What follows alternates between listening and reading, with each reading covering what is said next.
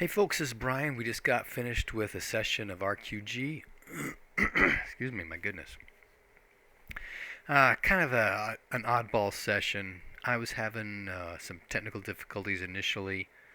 Part of it may have been that I was running on Wi-Fi because my basement got flooded and I had to move all my game stuff to the dining room table.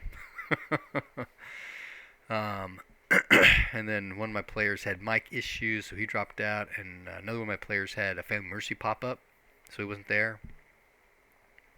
So we were down to half, which technically I should have canceled for, but most of the session I had planned was just RP kind of stuff anyway, that I wasn't too worried about that. We can catch everybody up on that as it was. I did not record this time, again with the technical difficulties and not clock time, but you know, my computer was feeling bogged down. Yeah. So anyway, we kind of did a quick review of what had happened earlier with Darwin and Wellen, which is the Duck Scout that's with the party. Quick review of the encounter that part of the party had with the spider people, and what happened there, and Lars dying, and then setting up. Okay, the city guard shows up. They take the two captives and then the bodies up. The captives go to the royal area, and it's late now, so they're just going to throw them in jail kind of thing. And then Lars's body needs to get prepped for funeral services, and the other two bodies, word needs to get sent back to their clan that they're here and that something happened, and they come get the bodies or tell us just to burn them here. The party is really distraught. One of the party members felt bad that they weren't actually there for the event. Maybe they could have turned the tide on things. Another party member who was there felt bad that they didn't think about, okay, Lars has gone down, we need to save him. Not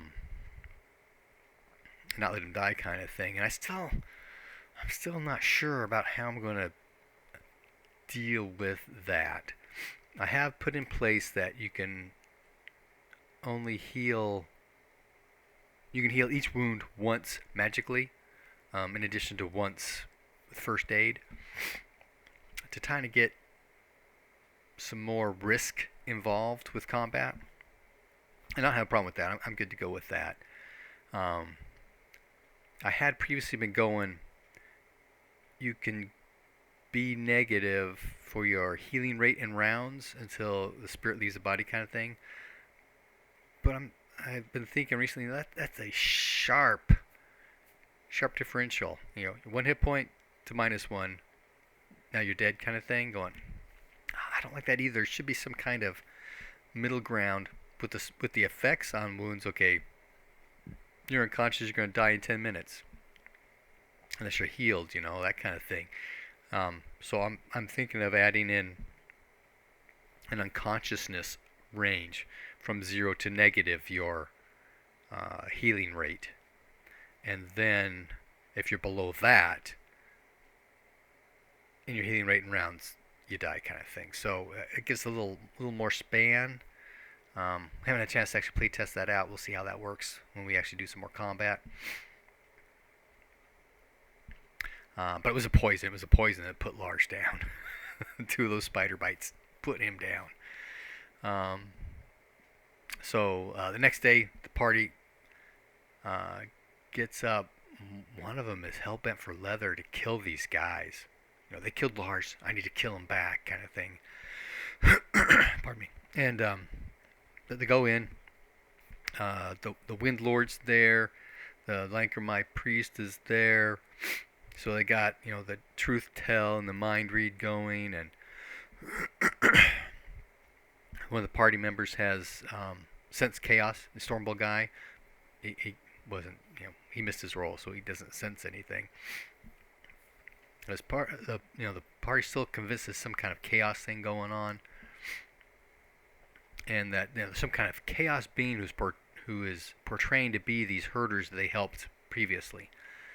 But anyway, the guy, where are we? Why are we here? We don't know what happened. What are you talking about? And the last thing I remember, it was, Clay Day of Illusion Week of Fire Season kind of thing. Weeks ago is the last thing they remember. They were out herding, and they got attacked by spirits of some kind. They do bring a shaman in to see if they're still possessed. They're not. The spirits left as soon as they went unconscious. They didn't want to stick around for anything else. So the party is discussing, what can we do, what can we find out, how can we track down, what really killed Lars and that kind of thing. Arestra spends a day down at the Earth Temple in front of the Babisa Gore Shrine doing divination. 2 points worth. I don't know who killed Lars and where can they find them, kind of thing. Those are the two questions, or something like that. Miss Wenroll made the other. Babisa Gore's got, is a death rune, so she, can see when death occurs. And so I envisioned her being able to see Lars, getting bit by the spider person, poison coursing through his veins and killing him, kind of thing. So she had a vision of that. Now she kind of saw it already because that kind of happened during the combat, although she didn't see that happen. She didn't see the second bite though, in the chest. But missed the other roll. So did she really get anything out of it? No. That's okay. After at the funeral, the party's making donations to the family and to the Lars's funeral and that kind of thing. So they're just donations put in the rest of the pyre kind of thing. Buying stuff that Lars would have liked and putting in the pyre, making sacrifices in the pyre kind of thing, right? So that went fine.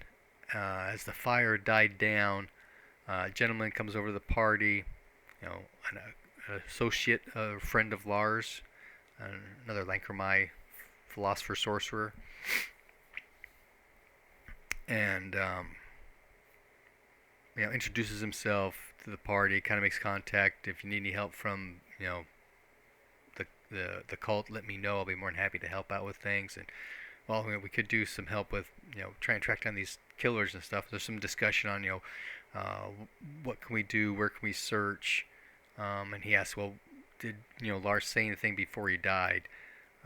Knowing Lars, I don't know if he actually said some of these things out loud, but some of it obviously he did, because he said, I see you bird-headed, black-feathered lizard kind of thing, because that's described of what he saw when there was a vision of when he asked questions with his mind read thing. So that came out, and then there were other questions they wanted. Can we do some research? The library, now there is a small library here, but it's nothing like the Johnstown library. So discussion. Okay, let's go to Johnstown, and Devin's the new Lankermai guy. He says, that's going to take a lot of time, and we're not even sure how much information we're going to be able to glean it. And this kind of broad credit, what research for me about these, bird-headed lizard things with wings. It's not very precise. Or spider people. Research spider people for me. Yeah, things got crazy. So they meet again with the Windlord and the Lankermai High Priest and discuss some of the things that they remembered and that kind of thing. They did bring in a shaman to do second sight on these guys, just to ensure that they're not currently possessed, and they aren't. And so the party later on goes to meet with the shaman at his place see what more information they can gather, and the shaman kind of lays it out. Hey, there are all kinds of spirits out there, all kinds of animal spirits and plant spirits, and now most people know about demons, but they don't really know what they're like. Do you know about naiads and triads? Those are spirits too, and well, I saw Anglars, and Geese. You know about naiads, right? And in the same way, my goodness, excuse me. The same way, there are all kinds of different animals and plant spirits and location spirits and stuff like that. There are spirits of dogs. There are dog spirits and cat spirits and spider spirits and snake spirits and all these things, right? And spiders worship a spider deity. There must be snake deities out there, and cat and dog deities, and marsupial deities, that kind of thing. That's got to be out there somewhere, right? And some spirits can possess you passively. Some spirits can possess you actively. And so it sounds to him, after all this discussion and stuff, that these guys were possessed by some kind of spider spirit who could actively possess them. And then I think it was Arestra asked, well, we know about these Odela and Yinkan guys that they can, change their bodies to be like their deity. Could spirits do that with the bodies that they actually possess? And he goes, I don't know anything about this room magic stuff you're talking about. But yeah, who knows? So they got a little bit of information from that event, but nothing really specific. They still were wondering about, maybe this is a chaos kind of thing. And the shaman, knows about some chaos stuff going on. Yeah, when you talk about chaos beasts, and maybe this bird-headed lizard thing is actually a chaos beast of some sort because it's manifesting chaotically or something. So the party at this point was pretty much dead set on going to Johnstown, and Will and Webfoot, the ducks, going, hey, we got to go to my grandma's and see what's going on with the people in her village. They say, our friend's death is more important. And so he goes, fine, and stomps off. And Devin kind of goes, guys, this whole research, they've gotten the research thing, right? It's going to take time to do that. We can hire somebody here. In fact, Large's sister-in-law is a scribe. And Subutai knows her. On top of, I'm sure the guy knows her too. The scribe's here. We can hire her to go to Johnstown, do research there. If that's what we want to do, long-term research. Well, we help take care of this guy's grandma and what's going on in her village. And so, okay, yeah, we can do both at the same time. And then I previously been tracking daylight hours because I had that from the Battle of the Five Queens starting to dawn. And someone online was talking about tracking weather for the game to help give some, realism to it. And so I did something similar, with my little calendar here. Rain, rain, rain. Next 3 days it's going to rain, guys. So that's going to actually slow down their travel time. So I have to remap all that out. And so I just, okay, fine. Let's roll for encounters. It's only 20% chance of an encounter 4 times a day kind of thing. And sure enough, I got 1, 2, 3, 4, 5 different encounter rolls. Okay, they're on a caravan road, but it's not the King's Road. The King's Road's really narrow on encounter kinds of things, right? But they're moving through the hills, but the hills, I mean, all of these encounters are a potentially combat encounter kind of situation.